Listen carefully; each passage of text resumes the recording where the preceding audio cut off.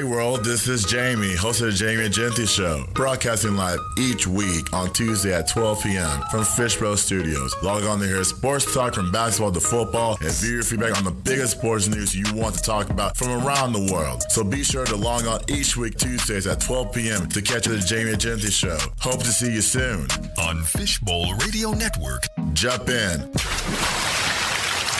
Welcome to the Beyond the Game podcast on Fishbowl Radio. My name is Jamie. It is Tuesday, August the 8th, 2023. And welcome, everyone. How's everyone doing out there? Good? That's good. Sorry for all the delays. We're fine now. We're on the air. So let's get started with my monologue. Oh, the background music. So let's play the first one.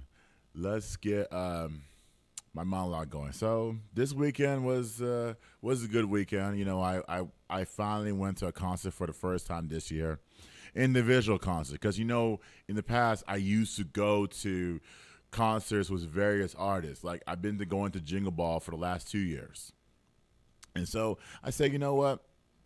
I won tickets to the Post Malone concert on the air at Hot 933.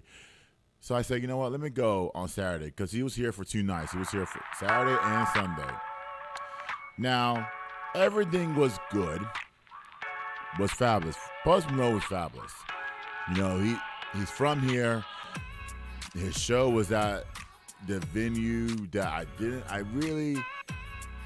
heard of the venue, but I really didn't like it because it was outside. It was hot, 100 degrees at night. And then, you know, I guess you just got to go the way it is. I didn't know the Seckies was a outside pavilion, or else I would have prepared accordingly. But then again, you know, it's Post Malone, so it is what it is. But he was great this weekend. I went by myself. I had 2 tickets, so I said, you know what, let me treat myself out.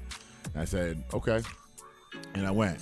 He sang a bunch of songs. You know, there was a bunch of people there, a lot of people there, to the point where I couldn't even see anything. I couldn't even find my own seat. The seat that the radio station gave me, I decided not to go down there and sit there because there was so much people in that crowd. It was going to take me a while to find my seat. So I said, you know what, let me stand in the back. So I stood the whole time. I stood in the way back, and there was a bunch of people there, all that stuff. So, yeah, I never been to a venue that had over 100,000 people in it. But it's the Seckies Pavilion. It was great, all that stuff. But nonetheless, my other job, which is refereeing, it was okay. I just want to tell the world something. When it doesn't have to pertain to sports. When it comes to the last few weeks of the season, whether you're doing basketball, football, I'll even say ballerina, or you're doing music for example, when it comes to that point, you got to know that there's going to be a physical play on the court or or in the music set, because everyone's trying to make a name for themselves. And that's what happened this past weekend. I felt like everyone was making a name for themselves. There was a lot of hard fouling. There was a competitiveness to the point where I got called out for my poor refereeing, and I said, you know, I can't call everything. Okay, I can only call the hard fouls, which I did. There was a hard foul. There was a lot of pushing, shoving. And all of a sudden, I called them, and they went to the line. They shot their free throws and all that stuff. Everyone went in there happy. But I just want to tell the world that it's okay. It's okay that there's physical play in sports.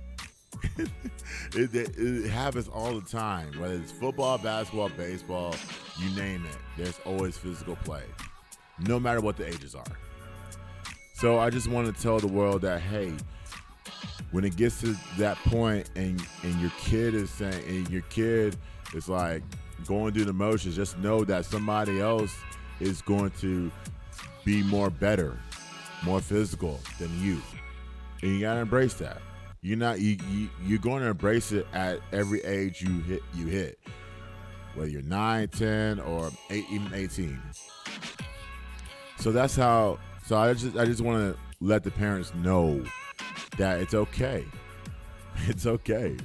We want our kids. I don't have kids, but I want the kids to know that, hey, if your kid gets hit anywhere, just know that the officials have your back. All this, and the officials are always going to call everything. In this case, me, I call everything. So that's a little taste of my weekend. It was good. So, but other than that, let's get to this Cowboys stuff. So the Cowboys are playing the Jaguars on Saturday at 4 o'clock. Why so early? Why at 4 o'clock? Well, when I was watching the scrimmage online yesterday, they said because the players are still going to training camp in California, so they want to make it in time to get back to their homes in California to resume training camp over there. So they'll be here for for 2 days. Then we watch the game on Saturday. Then they'll go back to California and resume training camp. So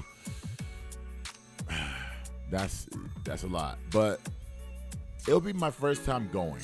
Okay, we spent last season covering the Cowboys game by game by game by game to the point where we covered the offseason, we covered the draft. You name it, we covered it on this episode.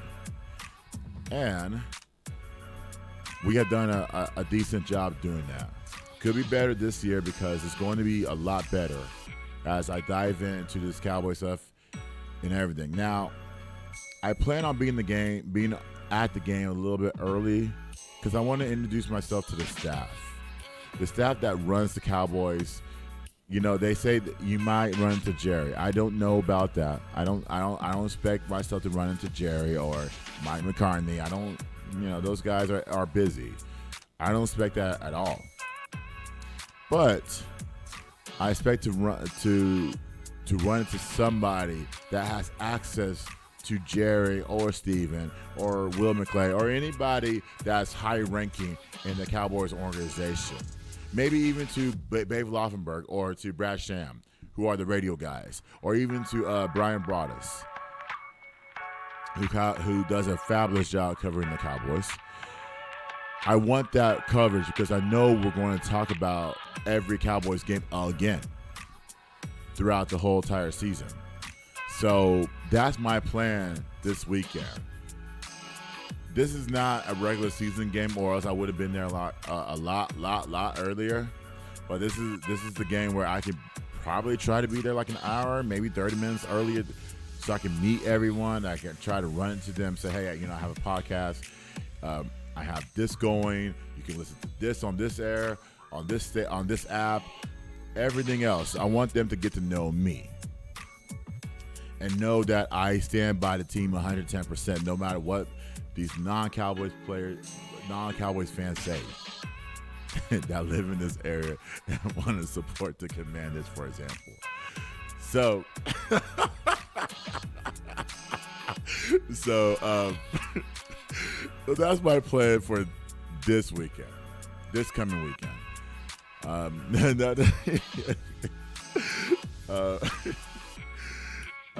But there was but nonetheless, we have some storylines here. So Malik Hooker got his contract yesterday, 3 years for 20. Well, actually last week, 3 years, 24. So he's making $8 million. He should get all the money he should get. Yesterday, I told y'all last week that I don't care about the one position on the field. I don't care about kicker. I don't care about that. I don't care who is there at kicker for preseason or regular season. I don't care about that because that is the lesser part of the category that I wanted to focus on. I focus on the quarterback, the wide receivers, offensive line, defensive tackle, defensive end, linebacker, safety. I don't care about who they have at kicker. They released Tristan Vizcaino yesterday because he struggled in the in the black and white game. That is the scrimmage between the Cowboys players. And so I don't know what got into Tristan. Maybe it's something. But it caused him to be released yesterday. And so it's the hardest thing to be on. Being released by a team that by training camp, you didn't even taste the field. Now, the Cowboys do have some kickers in mind. They have Robbie Gould out there, Mason Crosby, Jack Moody, and Chad Ryland. Now, I got those online. Now, Mason Crosby or Robbie Gould, I'm not sure. Because they're older kickers, and both have won. I think they won championships. I know Mason Crosby has, but Robbie, I'm not sure about Robbie. Robbie Gould was the ultimate kicker for the 49ers for the last 10 years, and so having him. So I don't know why the Cowboys have not gone after a fabulous kicker, which is why I don't care. Because I know this is the Cowboys games, and they're gonna play those games. And so it's up to Brandon Aubrey. Can he keep that job? We just gotta see what happens on Saturday and see if he can make his kicks and to solidify his spot on this team. If not, then we gotta go after a soccer player. I want a soccer player off the FC Dallas squad or any soccer player in mind that can come in there and kick a football. Period. I don't care who that soccer player may be. Just as long as you hit your 40-plus field goals. If you hit your 40-plus field goals, okay, fine. I get 50 will be fabulous. But if you can get 40, if you get hit from 48, great. I'd rather take you in a heartbeat. But nonetheless, I don't care about that position. But Dak. So Dak's not playing this game. I know he's not playing this game. Neither is Pollard. I was looking for Dak's moment because he to me, when I watched the scrimmage, he was decent.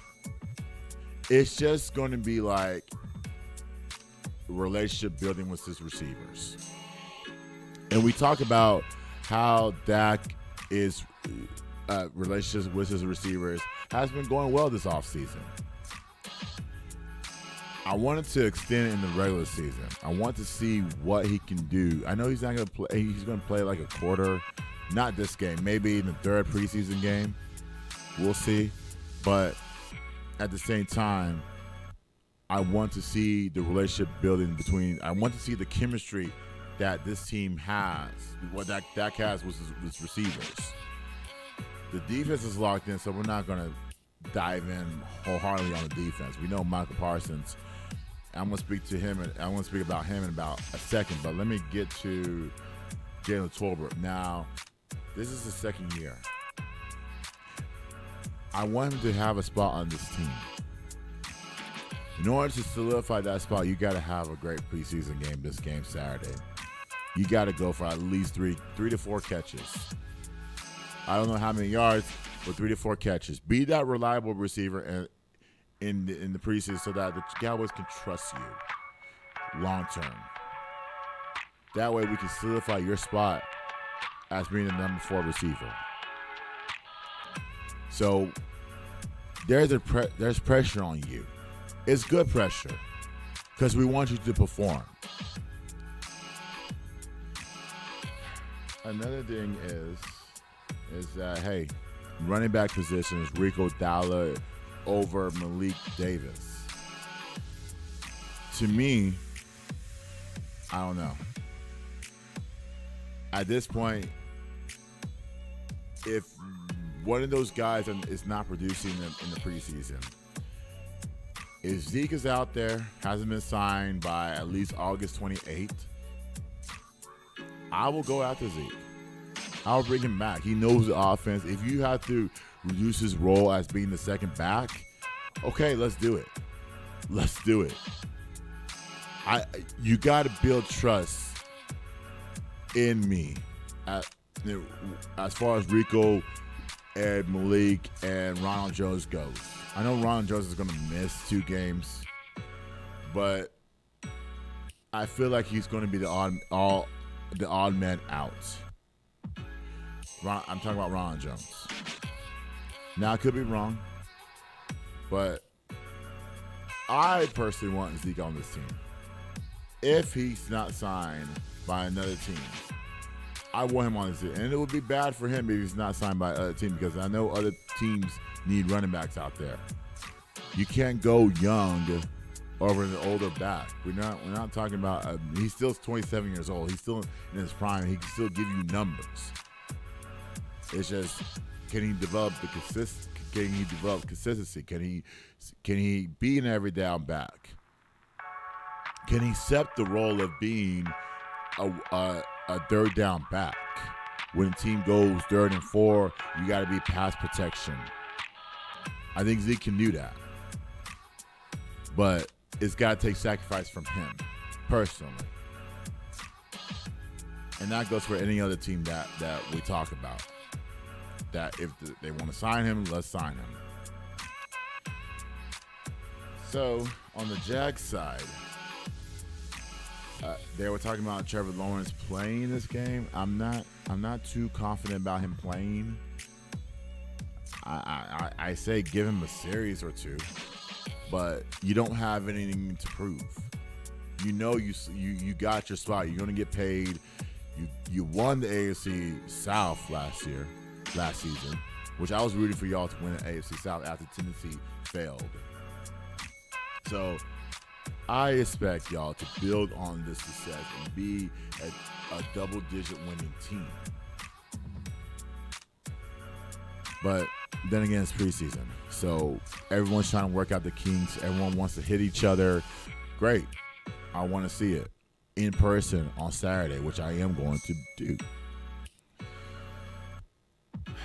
So we'll talk about more of what we learned about this Cowboys and Jags stuff next week.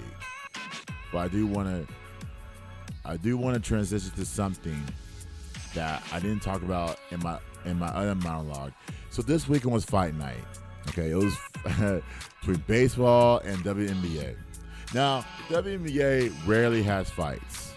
Okay. I posted this a few hours ago on the WNBA site. I said, hey, if anybody leaves the bench, should they, I need to ask the question, but I said, I don't agree with players leaving the bench. Now, I'm a team guy. I love teammates having other teammates back. I get it. I love it.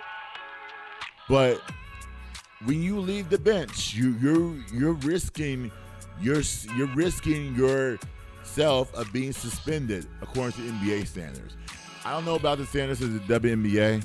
I don't know. Maybe the WNBA standards should follow the NBA standards as being suspended for one game. You just can't do that. You can't leave the bench when some type of altercation is going on. You got to remember who's on the court. There's level-headed players, there's officials, and there's assistant coaches, and the head coach. That level-minded that can help pull players back. Notice I didn't talk about security. Security does not need to be involved when players get tangled up with the opponents. They don't need to be involved. I talked about this. I hate when security gets involved. I hate it. Okay? In this case, when you leave the bench, me personally, you should be fine. You should be fine. Period. In the story. Especially when you're street clothes. When you're street clothes, sit your ass down. The ladies have it. Whoever's on the court will remove that player from the situation. It's not smart when you leave the bench and try to tend to granted, I love teammates. I love it. But there's rules in place. Okay? Let's keep it there. You never know what will happen. You're risking yourself. But in this case, I just don't understand it. But baseball has no rules. Baseball has everybody coming from the bullpen to I didn't even know this when I watched video from somebody from the Call Sports YouTube page. I didn't know that umpires can't break up fights. I didn't know that. So I heard about it like a month ago. And I'm like, wow, they can't break up fights. They just allow them to fight and allow, they're going to have somebody who's level-headed to come and break up that fight. So there was a fight between Tim Anderson and Jose Ramirez. This is the Guardians' Jose Ramirez and Tim Anderson of the Chicago White Sox. Let's play the clip of Tim Anderson versus Jose Ramirez, and we'll talk about it on the other side. First, now Jose and Anderson square off. They're fighting. They're swinging. Down goes Anderson. Down goes Anderson.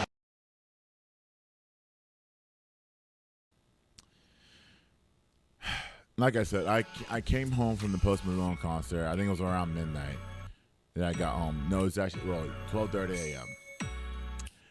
And I saw this on my tablet. I said, ESPN, Tim Anderson, and Jose Ramirez get into it. I watched the video. I had to watch it at least 20 times. And I said, Tim Anderson needs to fight better. We have I Love Kickboxing in this area. It's like 5 minutes from here. I've done their classes before. Fabulous class. Tim Anderson needs to go there. You can't miss a guy twice. You can't, first of all, you can't post a guy up. He hit your face, yes. But you can't post a guy up and say, you know what? Let me try to fight this guy. Let me try. You missed twice. And then Jose Ramirez got you with just one hit. At this point, you defend yourself, like what Jose said. And so, Tim needs some boxing lessons. He got knocked out. Okay? Let's be honest here.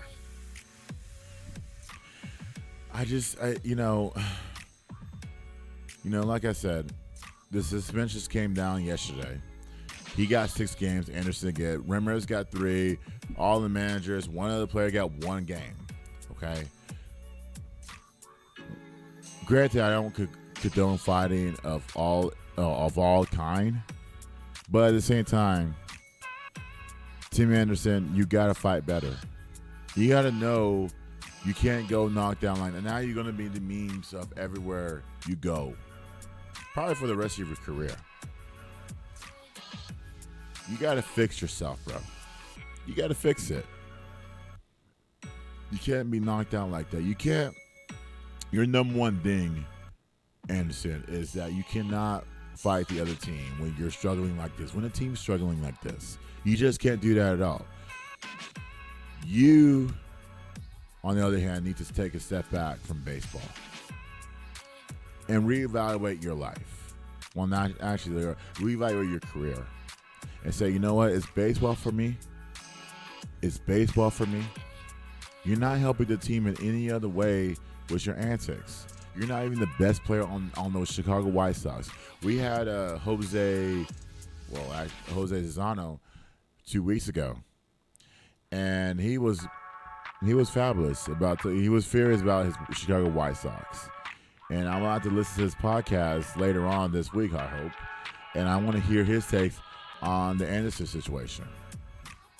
So baseball did get it right by suspending the players, but then again, it's a different league. You have players coming from all about. If the NBA to WNBA had that, it'll be a mess. It'll be Malice at the Palace Part 3 if we had that. Okay. We don't have fights like that in the NBA, barely in the WNBA anymore. That was one of the few. I just don't know what happened this weekend. Maybe it's the games. Maybe they're struggling. A lot of things play a factor. But Team Anderson, Jose Ramirez got the best of that. And that was even the best fight this weekend. Outside of Nate Diaz and Jake Paul. That was not a good fight. I hated it from the beginning. And I will never promote YouTube /nutheads dumbasses to fight each other like that. I won't promote it because it's not a fight. I promote real boxers on this podcast. Real boxers. If I were to promote boxing or the UFC, I want the realness. I don't want fakeness. The realness was on the baseball field. That was more real than what Jake Paul and Nick Diaz went through. I don't care about that.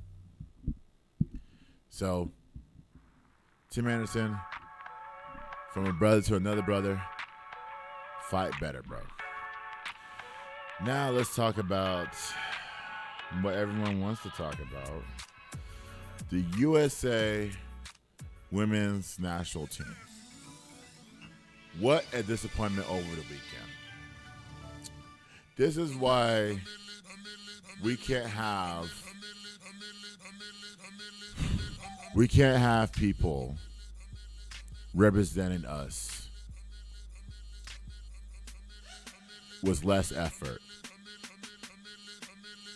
I don't care about what you support. Well, actually, I do care about what you support. I will never disrespect what you support. I love it. I love what you support. When it comes down to playing soccer, y'all failed. You failed me. You failed the whole world. Now you have everybody saying, hey, politics played a part into why you played lackadaisical. Not the case. Okay? Let me give you some storylines.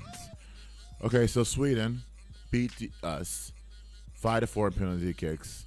We had 11 shots on goal, all blocked by, forgive me, Sweden. I know you guys listen to this podcast. Forgive me. Her name is Zarica Masovic. She saved 11 shots. She plays for Chelsea as her international team. She was the woman of the match. You talk about the elite goalie that she is. Blocked all 11 shots. And then some.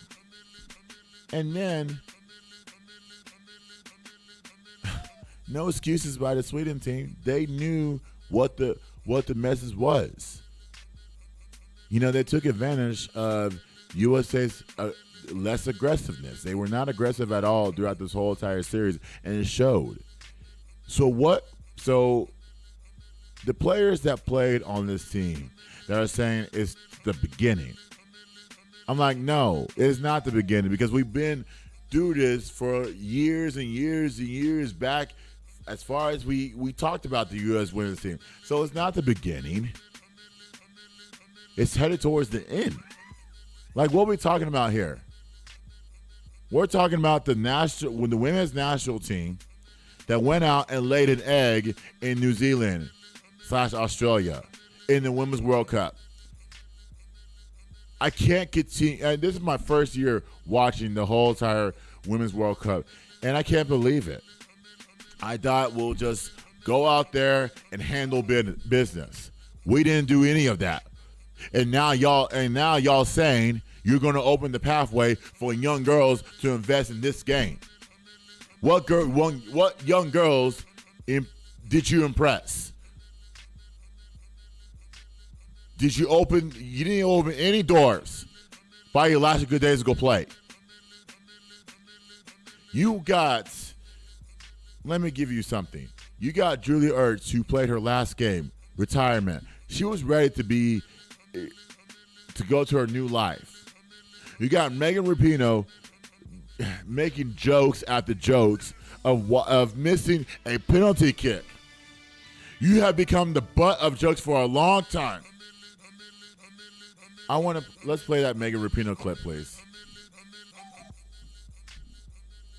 Doesn't matter if you dominate. I felt like we controlled the game, but that doesn't win games. And at the end of the day, you got to put the ball in the back of the net. So, it sucks. It's tough because we finally played with a lot of joy and we're able to express ourselves. And so proud of the group for that. I thought we played so well and just controlled the game. And there was so much more in it for us, but it's never given. So, it's a tough one, and there's just some dark comedy in me missing a penalty in my last game ever. So, that's a sick job. I can't believe that. I never even hit them over ever when they're saved. So, that's just how it goes. You heard from Megan Rapinoe. Let me tell you something, guys. Why am I laughing? Why are we laughing when you miss a penalty kick by inches? You hit the goalpost. Did she hit the goal? Yeah, she did. You hit the goal, or was it? It doesn't matter. You missed, and you're laughing. That tells me you don't care about the game. That tells me you took this game as a joke. So if it didn't matter, why are you on this team? Y'all played your best in the second half of the Sweden game. Not Portugal, not the Netherlands. Y'all waited till the round of 16 to bring out your best in the second half. One half. Not extra time, one half. And you're laughing. You're going into the retirement, not thinking about you missed this goal. Everybody had your back. You done a lot of great things off the field.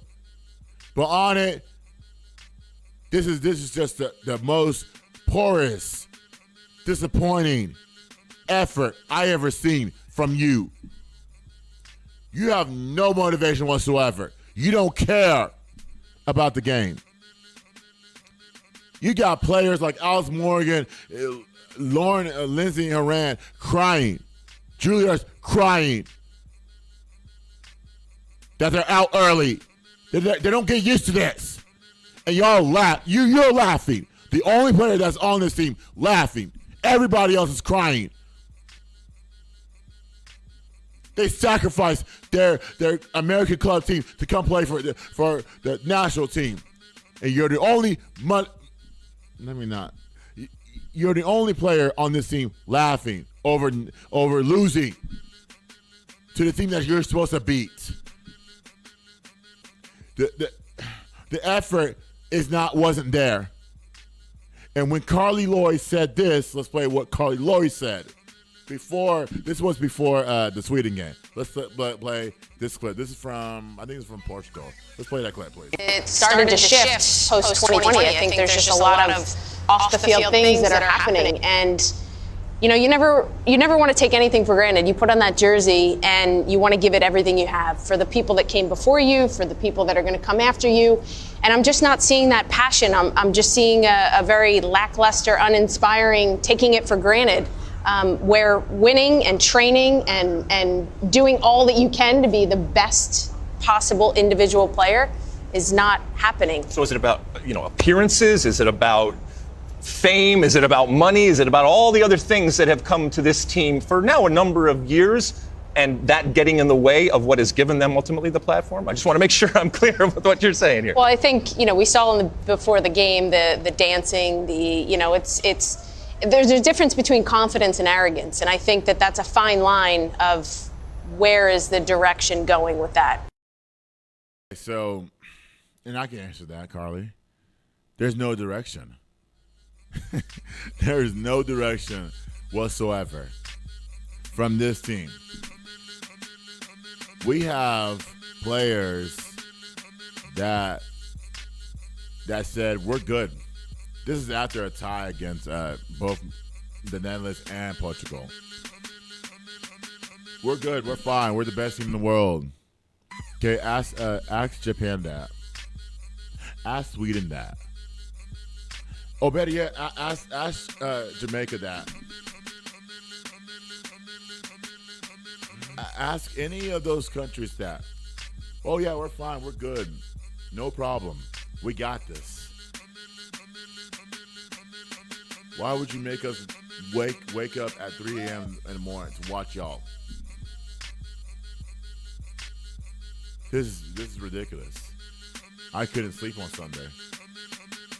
I wasted 3 hours of my time to watch y'all. We wasted our time with y'all. And that's the effort y'all give us. Especially Megan Rapinoe. Carly Lloyd was right. And by the way, she had to walk back on those comments because the coach and some of the players on the team called her out for saying, hey, that was hurtful. That was rude. I'm like, no. Carly Lloyd has a point. Do you know how many goals Carly Lloyd has scored in her appearances?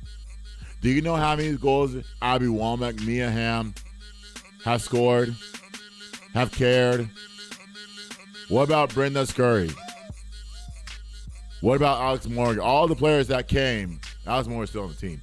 But what about all the players that came before us that are no longer playing? Brandon Chastain.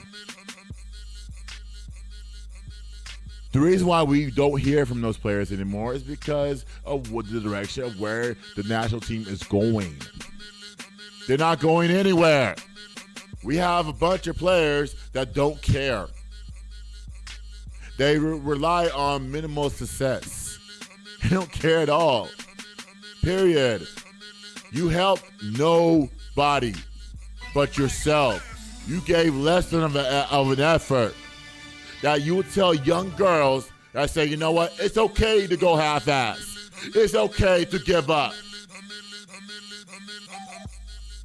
It's okay to go like 40% in soccer and basketball. Well, let me stick on soccer. It's okay. No problem. You're the best team in the world. Do you realize that these countries are coming and they will not stop? They care about their versus us. It has nothing to do with politics. Nothing at all. It doesn't even matter what Trump has said. Trump is the worst ever. But y'all made a lot of people upset. Your arrogance is number one. Selfishness. We need players. We need a new team. I have 3 committed players that are committed to the U.S. team. 3 out of what, 20? 25? Alex Morgan, Trinity Robin, Sophia Smith. 3. Let's play for Alex Morgan, please. From start to finish, it was just such a stronger performance for you guys. But I see the emotion, and I can't imagine what you're going through. How would you describe the way this one ended for you guys? Yeah, just devastated. Feels like a bad dream. And I don't know, the team put everything out there tonight. I feel like we dominated, but it doesn't matter. Then the day we're going home, and it's the highs and lows of the sport of soccer. So yeah, it's just doesn't feel great. Where do you personally go from here, your future with the national team? I don't know. I was so focused on the World Cup that, I don't know. I'm just ready to get back to San Diego, get back to work, go from there. Lastly, the message from Vlatko, and in that moment in the huddle, what were you guys all saying to each other? To be honest, it was really loud. I couldn't hear anything, but my own thoughts. I think that everyone just wanted to lean in on each other in the moment. It's a really tough moment. This team was a really special team. You know, I just feel like everyone just got along really well. Yeah, so it's a tough one to swallow. Thank you. Thanks.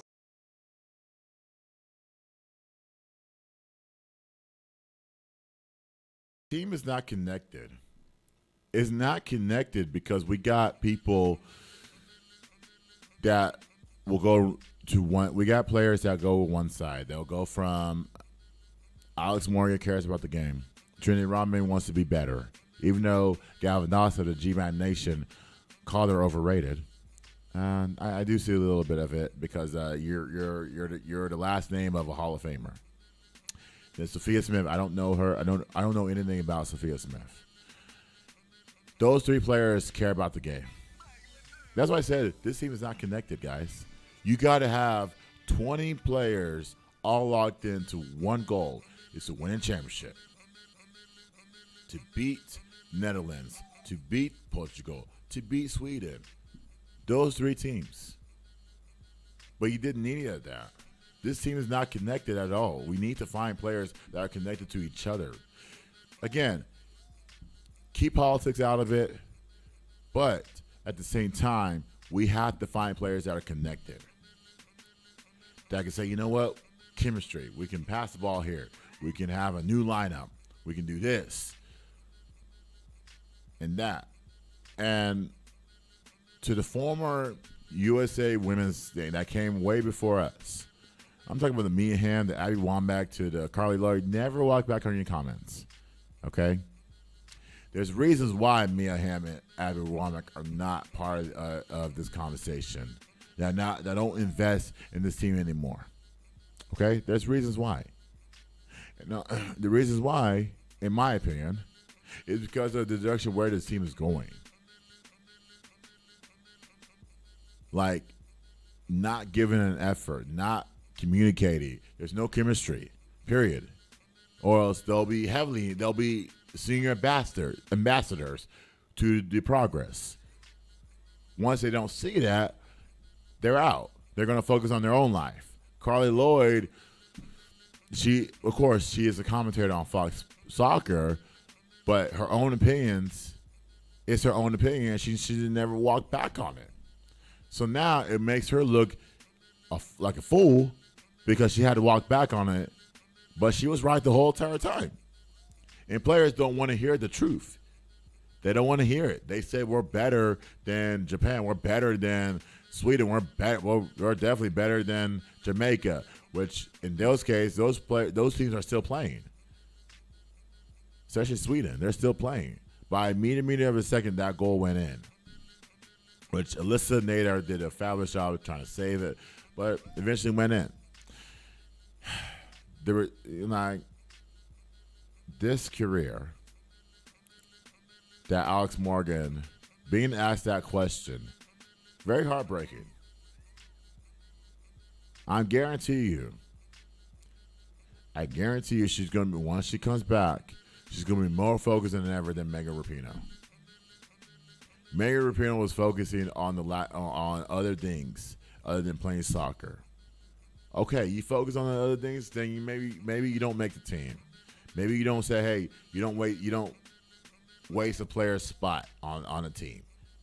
When you focus on other things that don't pertain to soccer, you should just leave the game, period.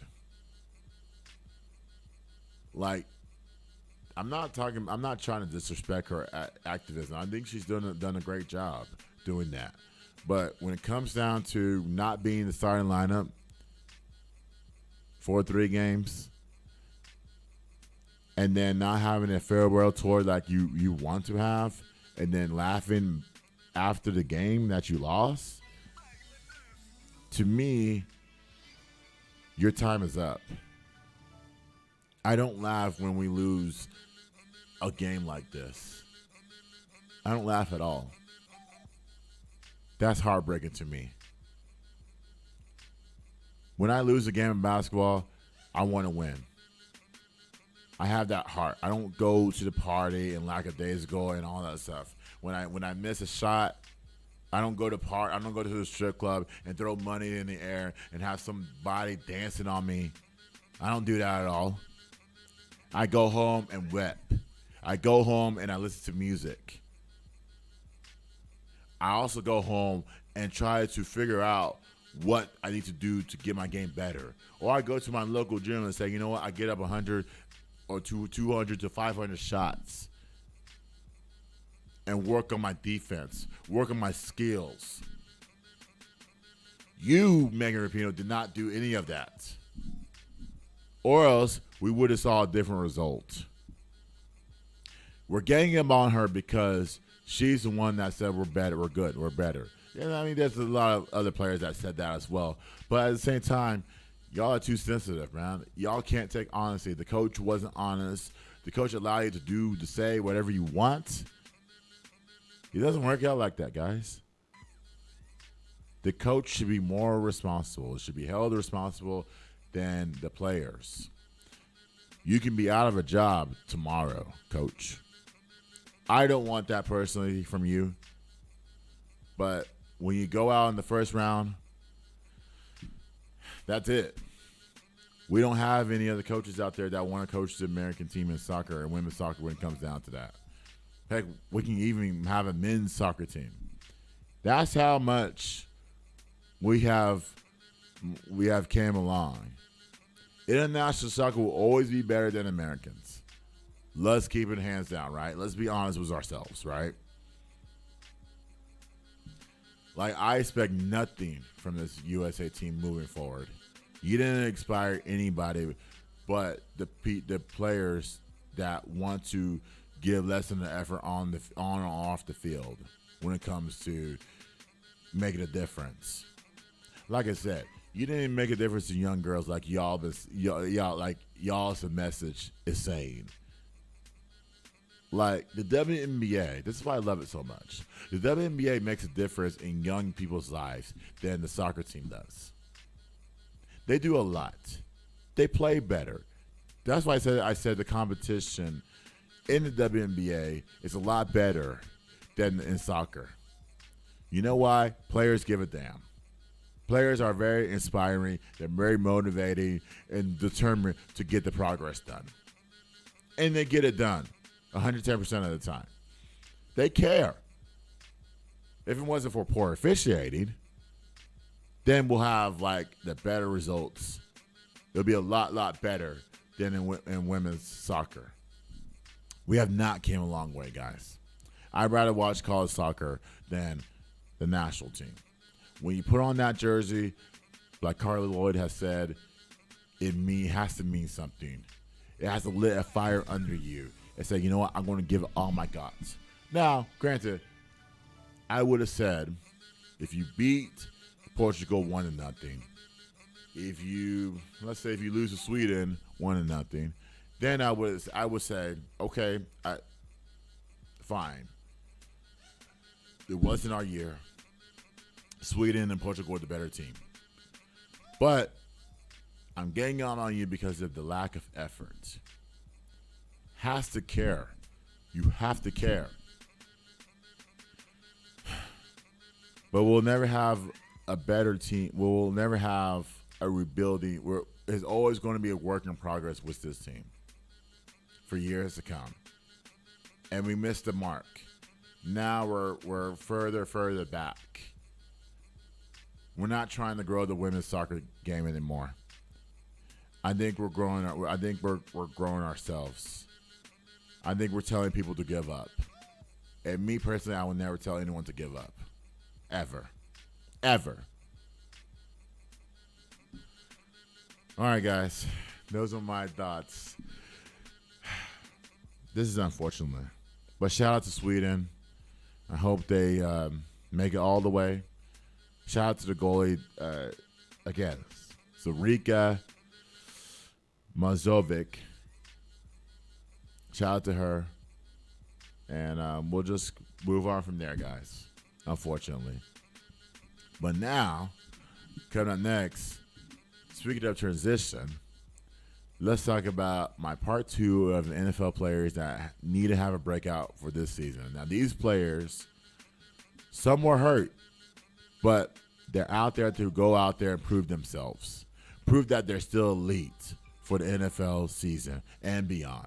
So let's talk about those players, and plus we'll give you a tribute to Diane Taurasi on her 10,000th point in the WNBA. Let's talk about it next. It's Beyond the Game on Fishbowl Radio.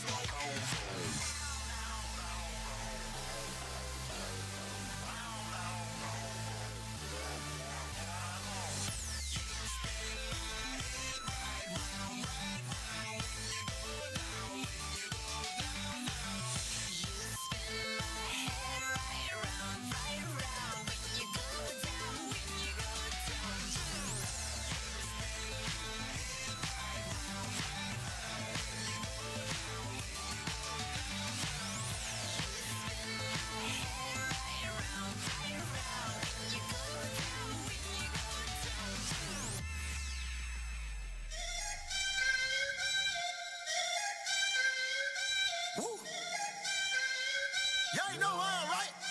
Love that on that beat. Let's go. No masterpiece.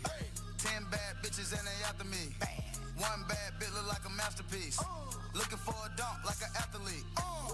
Big drip, what you call it? Big drip. Ice chain, peeled water. Ice. You got the cab, but can't afford them. Cash. You got the bad, but can't afford them. Give me the beat, I ride it like a jet ski. Hey. Some of the bad bitches, they harassing me. They like me cause I rap and be with the athletes. Stop asking me, I know they mad at me. Hop in the coupe, then I slide like it's Vaseline. West Coast 6, four jump like a trampoline. Take a brick out, put it on the triple beam. I'm not from Canada, but I see a lot of teams. Dismantle her, I know how to handle her. Light the candle up, make you put a banner up. Toss a 50 up, make them tie the club up. Took your bitch out the game, I had to sub her. No masterpiece. 10 bad bitches and they after me. One bad bitch look like a masterpiece. Looking for a dunk like an athlete. Big drip, what you call it? Big drip, big drip. Ice chain, pure water. Ice, ice, ice. You got the cab, but can't afford it. Cash. You got the bad, but can't afford it. Pick the name easy, make her open up and eat it. Stars in the ceiling in my seats, they Tempur-Pedic. I see them niggas watching and they plotting, trying to sneak me. I can't hear the thought, can't trust the thought, they telling secrets. Big bank, take, look back, little nigga. Catch him down bad, that nigga cry a whole river. Long on my back, I'm taking care of the whole village. Somebody got shot, what you talking about, Willis? In the lobby with a brick of Ricky Bobby with your bitch. I go Lawrence with the fit, in the Rari with no tent. I'm from the trench, I got the dirty money rent. He was poppin', so I popped and pray to God repent. No masterpiece. 10 bad bitches and they after me. One bad bitch look like a masterpiece. Looking for a dunk like an athlete. Big drip, what you call it? Big drip. Ice chain, pure water. Ice, ice, ice. You got the cab, but can't afford them. Cash. You got the bad, but can't afford them. Take off. No limit to the money. Nah, I picked the gang up, took a flight across the country. I took the waitress, told her to keep the ones coming. Hit the store to get some bag, wasn't left or right running. Fuck it. Looking like they blind, but we already on it. In the left with Celine, like that bag that she wanted. A lot of teams ass busting at them jeans, make you wanna. Make you wanna spend a 50, hit the same with a donut. Whole team full of queens, gotta keep their eyes on me. Queen. Snake in the sky, probably wanna slide on me. I bet they ride on them when I put that prize on them. 10 bad bitches, okay, got 5 of them. No masterpiece. 10 bad bitches and they after me. One bad bitch look like a masterpiece. Looking for a dunk like an athlete. Big drip, what you call it? Big drip. Ice chain, pure water. Ice, ice, ice. You got the cab, but can't afford them. Cash. You got the bad, but can't afford them. Two-step. Oh yeah. Oh yeah. Two-step. Oh yeah. Oh yeah. Two-step. Oh yeah. Oh yeah. Two-step. Oh yeah. Oh yeah. Two-step. Oh yeah. Oh yeah. Two-step. Oh yeah. Two-step. Oh yeah. Oh yeah. Two-step. Oh yeah. Oh yeah. Good night. All right, welcome back to the Beyond the Game podcast on Fishbowl Radio and among other streams as well. So I want to give a shout out to Toby Brooks. Now, Toby Brooks, I can't remember what he did, but I'm sorry. But he texted me, he emailed me last night, actually. He messaged me last night. And he was supposed to be on the show today because I didn't even know that he was. I honestly did not know that he scheduled for today. Like I said, it was really late last night. It was like around 11:55 that he said I'm going to be on at 1:30 today. I had to tell him in the message. I said I already had something planned. I already did my breakout list, and so I told him. I said, hey, I'm sorry. But I already did my breakout list. I already had something planned for the 8th. I have a guest today. I don't have a guest today.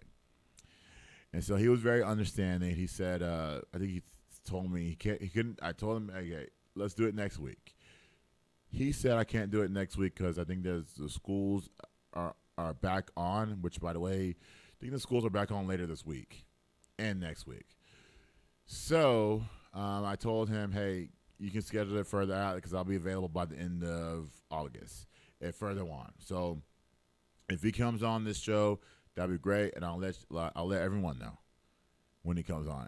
And there's potential other guests as well that will come on back as well. But nonetheless, guys, I just want to share that with y'all since I saw that message last night. But anyways, let's get to my breakout list. Now, I did my first part last week. I'm going to post that first part. I think I'm going to either do it next week or the following week. But I will post it, but it will be on there. Just got to give me time to listen back to it, see what I messed up on and how to improve. Let's start with number 1. Let's start with Jalen Ramsey. Now, Ramsey in 2022, he was on the Rams. He had 64 tackles, 3 forced fumbles, 4 interceptions, 2 sacks. Now, he has a knee injury. He's expected to miss part of the season. I think Mike McDaniel said he's coming back by November-ish. But he's trying to work his way back earlier than November. So, but when players deal with injuries, I want them to come back stronger. And I think he has a chance to come back stronger than ever and be the best corner in the league, which he's one of the few. But he is the best tackle on the team. That's what Miami's going to miss. He covers well. But he's the best talker of all time. He backs it up his talk. And so Miami's going to miss him in the secondary. Number 2, Tyreek Hill. Speaking of his teammate, Tyreek Hill. 119 receptions for 1,710 yards and 7 touchdowns. This is the same guy that said Tua's a better quarterback than Pat Mahomes. Crazy, huh? Crazy how your wide receiver says that after you won a championship, was the best quarterback in the league, to now you get to a quarterback that is semi-healthy. And your numbers prove for us themselves. You can, best route runner in the league. You're the cheetah for a reason. This is year 2 of Tua. What can we expect? Can we expect more from you? You got 1,700 yards. Is it going to be quarterback by committee again? Like I said, Tua, this is a breakout year for him. Breakout year for you as well, Tyreek. I do want to forget about the off-the-field stuff, and the retirement stuff, because we know that you're not going to retire like this. You know that for sure. When he made those comments last year about retirement, I was like, that's crazy, because you're not going to make those talk. You're not going to make those demands. You're not going to do that. You're going to retire when you can't give it your all anymore. I just don't want. I know the NFL's limit is like 5 to 10 years, but at the same time, you're not going. When players show commitment like that, I don't believe you're going to retire with money left on the contract or years left on the contract, for that example. So with Tyreek, he still has years and money left on the contract. I just don't think you're going to give it up right away. Now, granted, it's your own decision if you want to retire after this year or the year after that or whatever that may be. Yes, you have every right to do that. But as committed as the best playmaker you are, I just don't see that anytime soon. And I don't want to hear any of that because it's not realistic for me. Number 3, Tua Tagovailoa. I think that's how you pronounce his name. He had 3,548 yards, 25 touchdowns, and 8 interceptions in 13 games he played. He only played 13 games, guys. Suffered 2 concussions last year to the point where his fingers were looking awkward on the field. To me personally, he should have never been back on the field. To me. And if he were to retire today, then who would have blamed him? Who would have blamed him? I wouldn't. I just think that retirement is not in the cards for him. And so I just don't see it.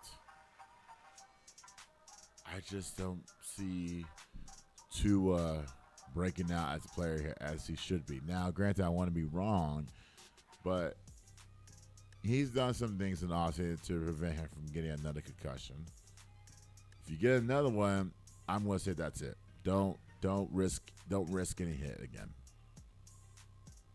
Or else, you never know what the outcome may be.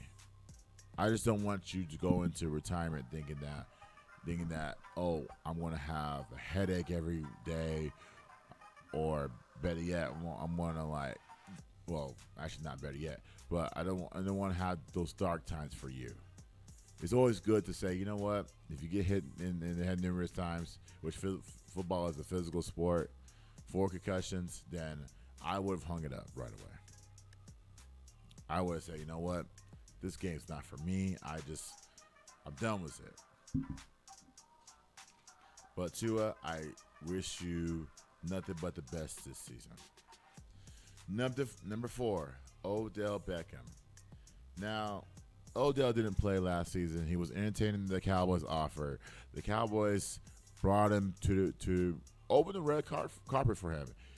Didn't even practice with the team. He just went through the motions. attended Mavericks game, and at the end of the result, he just wanted to get healthier. Okay? Say that. Then we don't have to invite you out for a visit to open so that you can sign with us. When we were looking for a wide receiver last year, you made it about you, and you didn't make it about the team that you wanted to sign with. The other players like Michael Parsons were calling for you. Even I think Dak Prescott at some point did call for you. When you have your quarterback, Dak Prescott, and your linebacker, Michael Parsons, calling for you, it makes the whole wide receiver room upset. That's why CeeDee Lamb didn't say anything. Michael Gallup didn't say anything.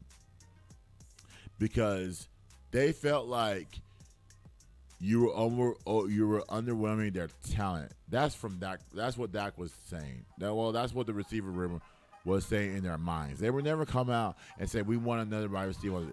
They would never say that. Because it's common sense that they got to go out there and perform. Play better. Shut up the noise. And make sure that our quarterback trusts us. Which I think Dak does trust y'all. But in Odell's case, Odell was in lead when he was with the Giants and the Rams and the Browns. He started, but the injuries caught up to him. I think he tore his ACL in the Super Bowl with the Rams.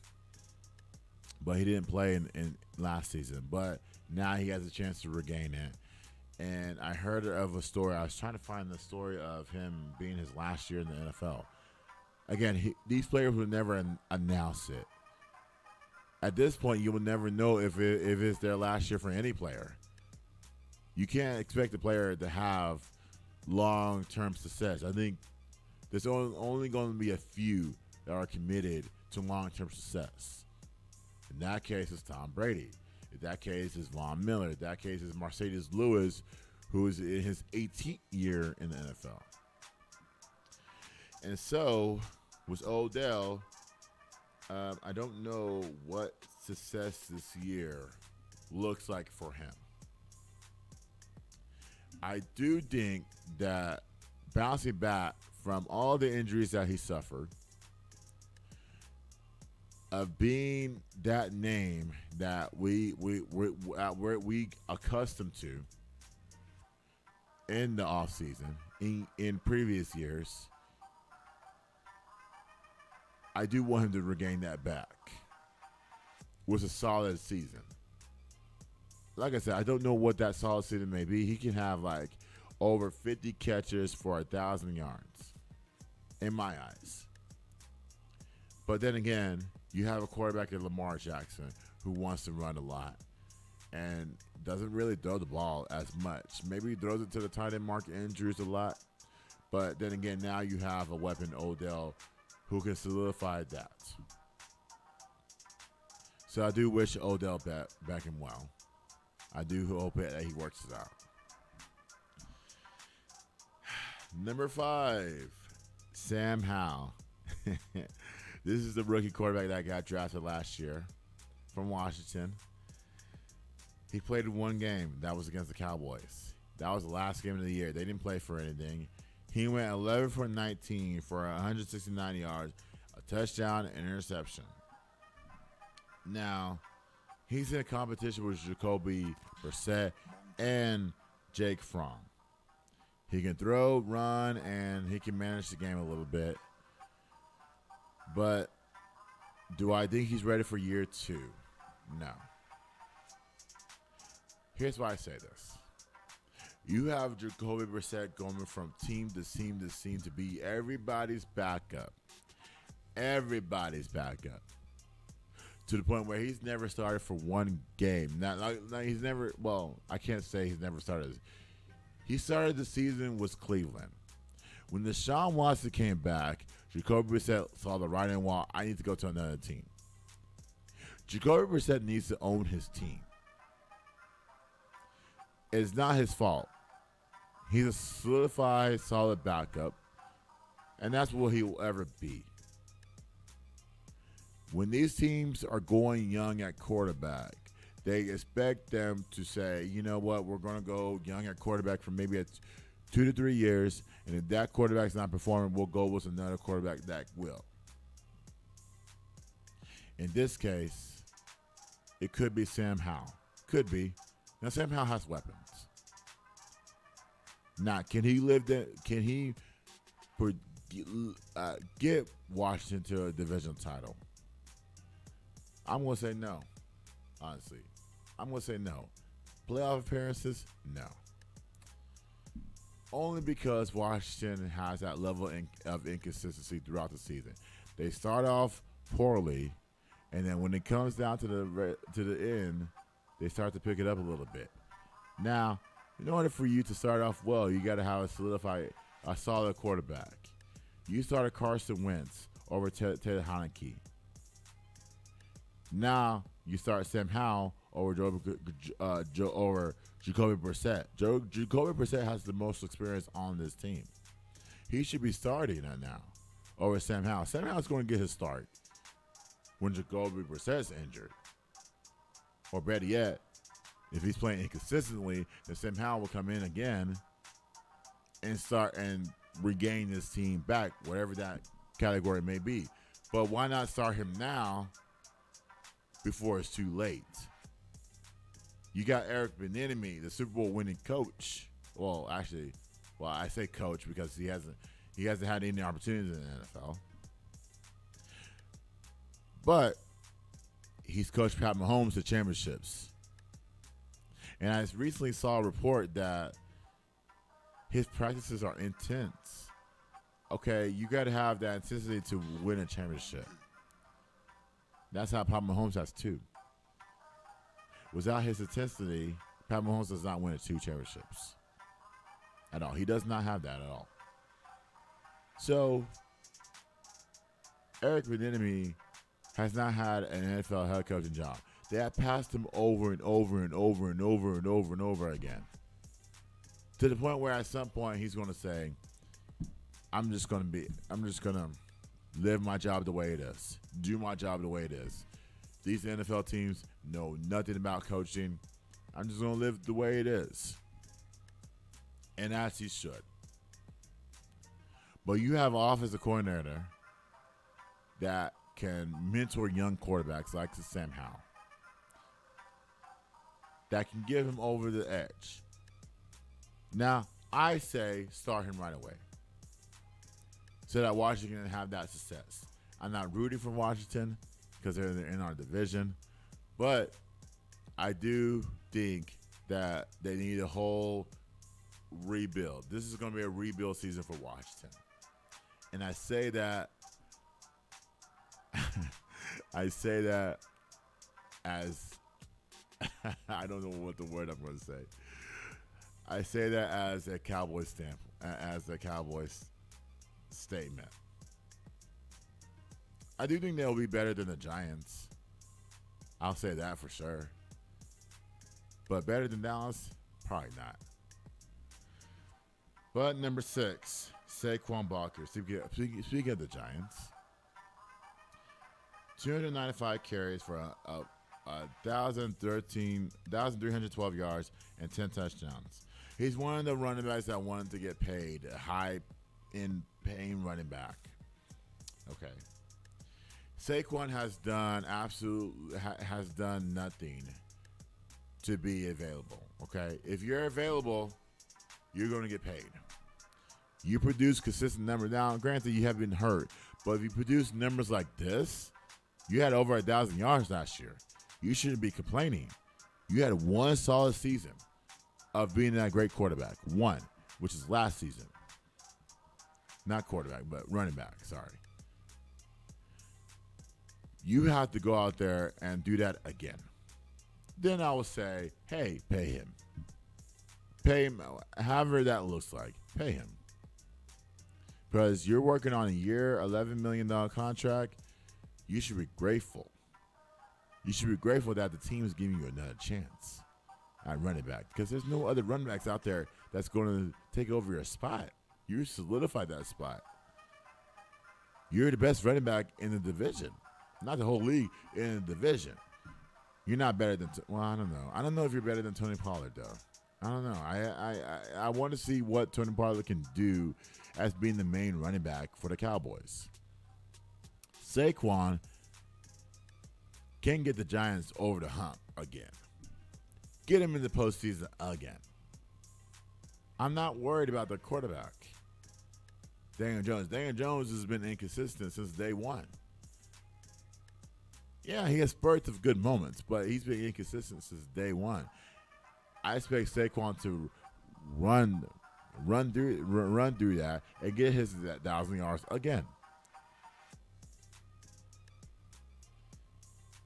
But his health has to be number one. You got to take care of that. Be that running back. Number 7, Trayvon Walker, outside linebacker. Speaking of the Jags, 49 tackles for 3.5 sacks and an interception. Number 1 pick in the last year's draft.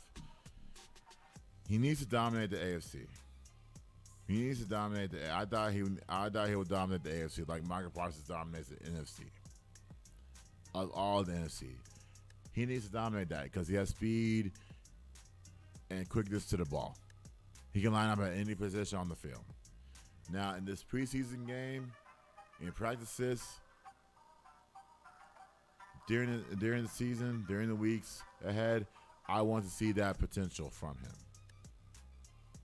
Because I do think he has great upside. If you're the number 1 pick, all the pressure's on you in year 2. In this case, this is the pressure in year 2 for you. You're the number 1 pick last year. You have to solidify it as make sure that the Jaguars didn't make a mistake on you as being inconsistent. Now, I'm pretty sure the Jags are fuming out there because the Jags want to see the potential on the outside. Their defense wasn't great last year, but can they make it up with a decent pass rusher in Trayvon Walker? Absolutely they can. But it remains to be seen. That's why he's number 7 on my breakout list. Number 8, Micah Hyde, the safety from the Buffalo Bills. He only played in 2 games. He had 7 tackles. He was on injury reserve due to a neck injury that he suffered in week 2. Okay. He has a successful career. Pairing up with Jordan Pryor, they make the best safety Tatum in the league, hands down. This is a big year for him. Big year. 32 years old. Got to make plays. Whether it's coming from safety blitz or having safety help. Can he have that bounce back year that Buffalo's used to be saying? Because I always think the Buffalo's defense as the main safety for their the defense, for the main line of defense. I don't trust the front 7. I always want to go to the secondary. I think Buffalo has the best secondary in that division. I can name on one other person, Sauce Gardner of the Jets, but when it comes down to Micah Hyde and Jordan Pryor, they're the best safety Tatum in that division. Now Micah Hyde has to make a difference. He's got to play at least 60% of the snaps to get to what Buffalo is trying to achieve, which is a championship. It starts with the defense. Josh Allen has done enough to solidify his spot, but I do think Josh Allen could do a little bit more. But it comes down to the defense and the back end of it. But I don't want to forget DeMar Hamlin. DeMar Hamlin is part of this too. I do fear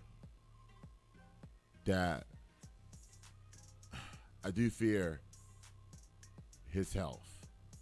I do want to see him back on the field. However, I do fear of what he could become.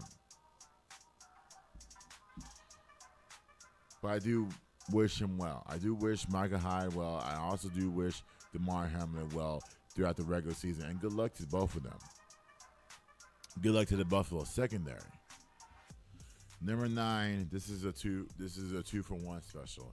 David Montgomery and Jemiah Gibbs. They're both Detroit running backs. Now, Jemiah Gibbs was the 12th pick at Alabama. He had over 1,000 yards. Well, actually, no. He had 926 yards and 151 carries and 7 touchdowns at Alabama. He has a little chip on his shoulder as being the second best running back that Detroit has ever had. The first running back is David Montgomery, who had 201 carries with 801 yards and 5 touchdowns with the Bears. Don't know why the Bears left him hanging. Don't know why, but it's pretty ridiculous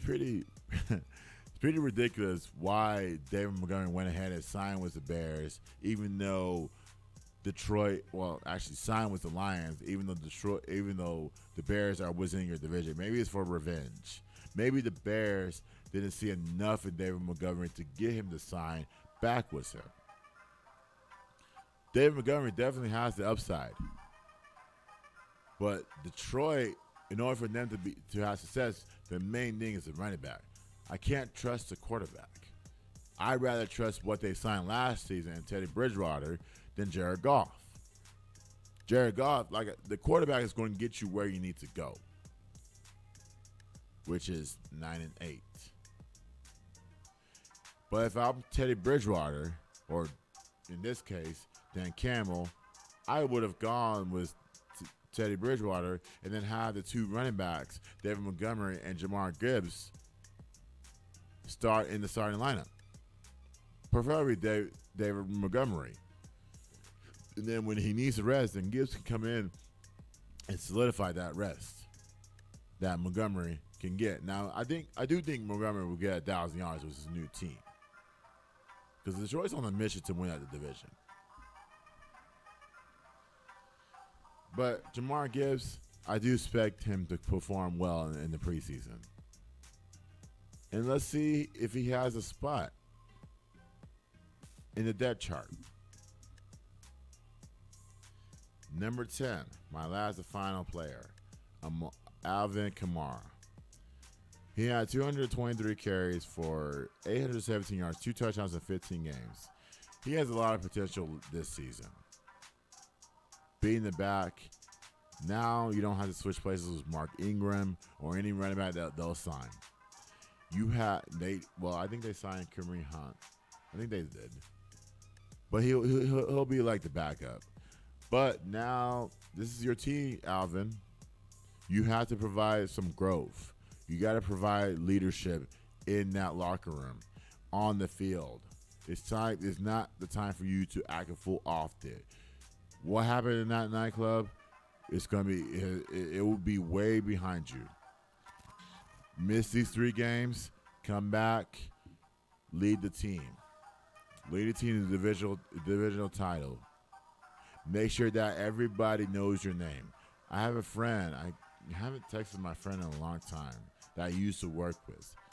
Actually, I can't even remember his name, honestly. When I pull up his number, I can remember his name. But he was all Saints fan, all the Saints, all Drew Brees fans, all that stuff. Used to work with this guy. Great guy. And I'm pretty sure I guess I can reach out to him again when I find this number and tell him that Alvin Kamara needs to break out this year, that he has the potential to do that, since now this is his team. This is his team, and nobody's going to take from it. Don't know about their quarterback in David Carr. I have no trust in David Carr. Not David Carr, Derek Carr. I never had trust in him from the beginning. I never had trust in David Carr as a quarterback, his older brother. Never had trust in him when he played for the Houston Texans back in the day. I don't trust Derek Carr now. Derek Carr will have numbers in the regular season. In the postseason, it remains to be seen. He says the right things. He cares about the game, but at the same time, you have to produce. You have to take the risk down the field. I'd rather see Alvin Kamara dominate the ball 85% of the time because I feel like he'll give me plays than Derek Carr. But nonetheless, I don't run their offense. I don't know the offensive coordinator techniques. I don't know that part. What I do know is that Alvin Kamara has a chip on his shoulder to become that great back that everyone's used to seeing. But guys, that is my list. Now I'll post this list on the group page so that everyone can see my list, whether you disagree or agree. So with that being said, I want to give a shout out to Diana Taurasi. Diana Taurasi had her. Well, before I give a shout out to, well, no, actually I can do that at the end of the show. But Diana Taurasi, I've been watching her since 2004, when she was the first overall pick of the Phoenix Mercury. She has dominated the league for a long time. She got her 10,000 point on Thursday, August the 2nd. And it was dominated by controversies from, it was August the 3rd. I'm sorry, August the 3rd against the Dream. She had 42 points. Let's play a 3-minute clip from Diana Taurasi, please.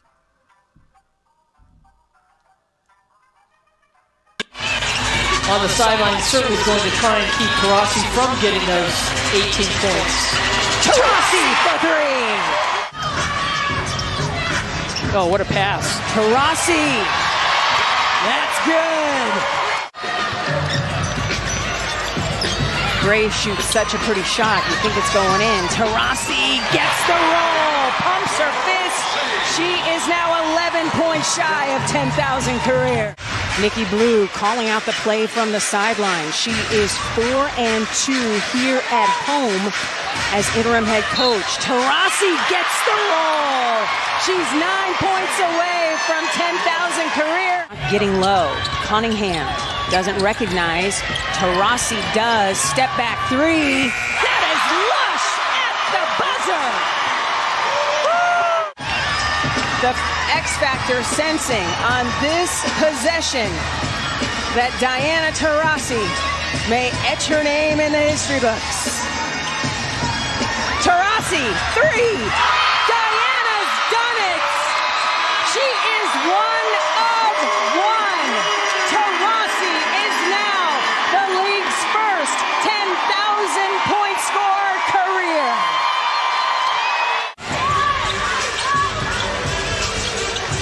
Diana dancing, shakes the defender, and rattles it home. She's got 20. Now it's just a 5-point advantage for Phoenix with 2 minutes to go here in the third quarter. And one of the things that this Mercury team is trying to find when you have Taurasi, it certainly helps. Let go of in phases in earlier games this season, Annie. They're rebounding, they're boxing out, they're setting good screens, all of it. And Taurasi's got 29. Taurasi blocked by Howard, gets the ball back. Nobody comes to defend. She says, thanks, I've got 31. Didn't quit on the play. Jones face guarding Diana. Shot clock very low. Taurasi, three is good. Her first 40-point game since July of 2010.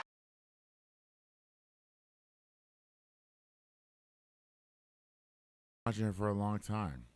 And congratulations to her on her 10,000 points the other day. Now, let me say this about the controversies that the Phoenix Mercury have experienced this season. I support Brittany Griner. Oh, yeah, I support her. No matter what people say about her well-being, disrespecting her well-being is foolish to me, and you are the lowest of the low. Okay? I'm not even going to talk about that. But I support it. However, with Skylar Diggins, Skylar, at some point you have to leave the game. Now, granted, I loved you. Remember, I loved you from the start. When you started being petty, you lost my interest. That last week's statement that the Mercury barred her from the facility on the day that Diana Taurasi is going to get her 10,000 point, knowing that she's going to get that point, I'm going to make a story up to interrupt that, to get people to say, hey, I want people on my side. I want to make it about me. Selfish how Skylar Diggins can say that about her instead of witnessing the greatest player of all time achievements. 10,000 points is no joke in the WNBA when it comes down to that. And we will never see that again. We will, I don't know. It just depends on the player's commitment. But Skylar made the whole situation about her on that day. And I'm like, Skylar, you need to stop. You need to stop making it about you and make it about the team. If you don't want to play for that team, then just shut your mouth and worry about you. Worry about coming back. I think she just had a child recently. I'm not going to disrespect that. But don't worry about you. Worry about your teammate that just got 10,000 points. Y'all don't see eye to eye. Okay, of course. We're not going to talk about that. But at the same time, don't interrupt a player's great moments. Because, again, we don't celebrate this often. We don't get to celebrate this often because of players like you that want to intercept that. I just don't like when players do that to me. And it's not a black and white thing. It's not.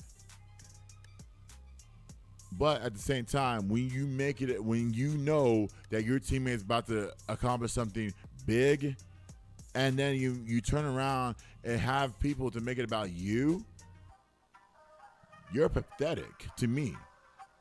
I don't know what other people think. You're pathetic to me. And this is why we can't celebrate achievements like this. Because we got negative people like Skylar that want to intercept that. Now, Skylar, if you don't want to play basketball, just say you don't want to play basketball. There's no other team that's willing to take you. You said no to Dallas. You said no to Phoenix. What other team can you go on? Are we going to experience this situation again, along with Liz Cambage? Liz Cambage experienced this situation last season, and we haven't heard from her since. She's playing overseas somewhere. We haven't heard from her since. So if you want to go that route, then go that route. But with you being a mom now, well, actually being a mom for the second time, I don't think you want to put your child at risk of going overseas. To me, that's me. I don't know anything about children at all. I just hear stories. But, Skylar, you got to have a team mentality. You're 31, 32 years old. At this point in time, you got to have team mentality. You got to be a good teammate. Even better than the ones that say, I want my own. To me, the Phoenix Mercury is not in your wheelhouse. You just quit on them last season. And now you come out of the woodworks and say this about your team. Honestly, Nikki Blue does not have time for that. Nikki Blue said we want to respect players' privacy, which the GM said the same thing too. In which they're not going to talk about you when somebody else is achieving their 10,000 points. We don't care. I mean, I at this point for me, I don't care. I care about players who are committed. Diana Taurasi has committed to this league for 20-plus seasons. At 41 years old, still doing things. At 41 years old, being in the training room. At 41 years old, being in practicing. Even though she struggled at times, but being available is key to success. That's what Skylar doesn't understand. And then now, ESPN gives her a 30-second spot versus the negative Nancy's of ESPN that give other people an hour. I remember LeBron getting his being an all-time scorer. I think they gave LeBron a whole segment.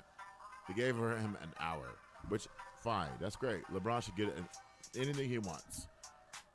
But when it comes down to the women's game, you should give players their flowers, give their an hour segment. That's great, because we will never see this again. The level of commitment that these players have experienced, this generation, we will never see this type of effort from anybody that's played in the league for over 10 plus seasons again.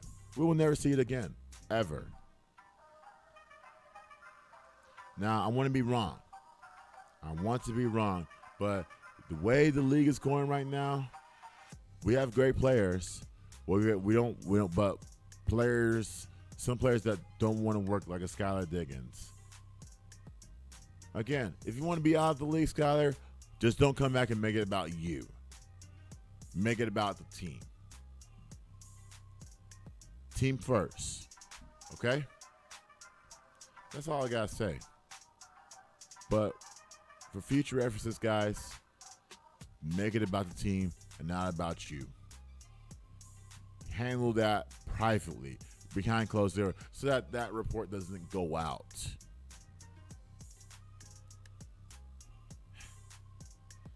Why don't you just go up to the GM or the coach and say, hey, hey, y'all buried me from the facility. Y'all did this to me. Y'all did that to me.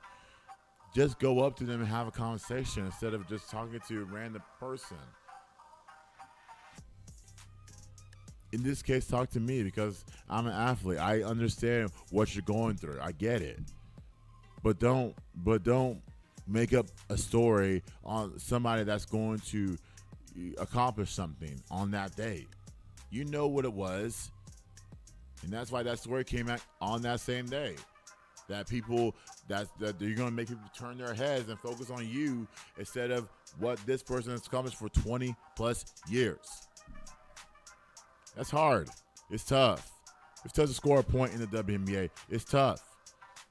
But to do that for 20 years while playing hurt, while playing with this emotion, while playing on a team that is like 12 games under 500, it has one little celebration to celebrate about.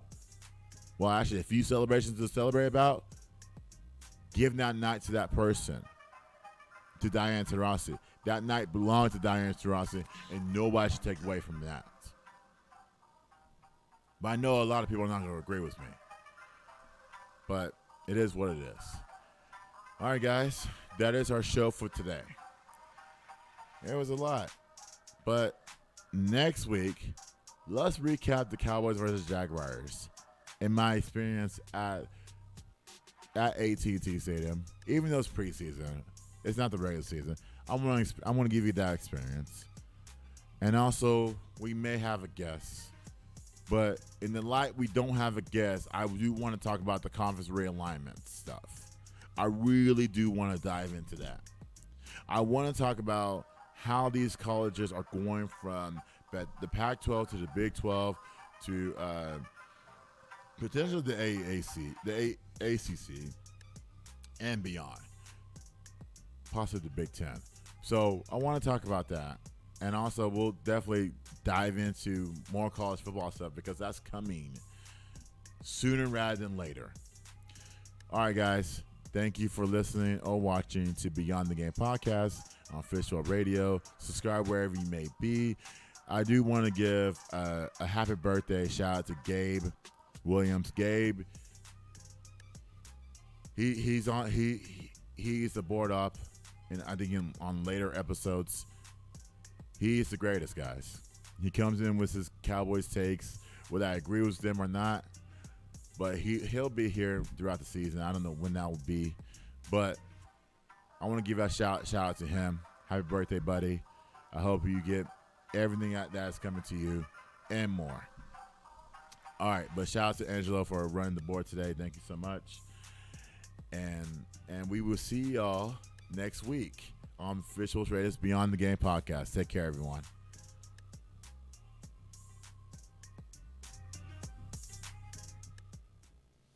Hey world, this is Jamie, host of the Jamie and Genty Show, broadcasting live each week on Tuesday at 12 p.m. from Fishbowl Studios. Log on to hear sports talk from basketball to football and view your feedback on the biggest sports news you want to talk about from around the world. So be sure to log on each week Tuesdays at 12 p.m. to catch the Jamie and Genty Show. Hope to see you soon on Fishbowl Radio.